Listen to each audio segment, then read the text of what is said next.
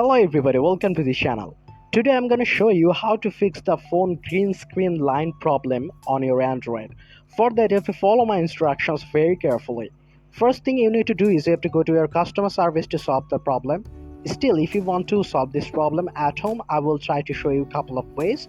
This may help you. The first thing you can do, you can go to your settings option.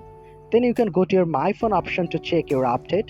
So for that you have to go to the Android version and make sure your Android version is in the latest update, or you can go to the XOS version to make sure your XOS version is in the latest update.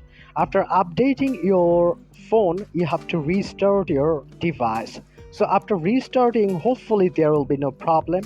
Still, if you face any problem, you can go to the settings option again and you can search for factory reset. So you have to reset the factory of your phone, and hopefully after that you will not have any problem like green screen.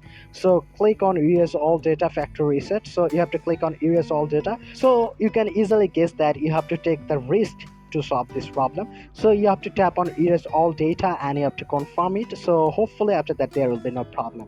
Still, if you face any problem, you have to go to the customer service at last. There is no other way. So if this tutorial helped you, like this video and don't forget to subscribe to my channel. See you in the next one.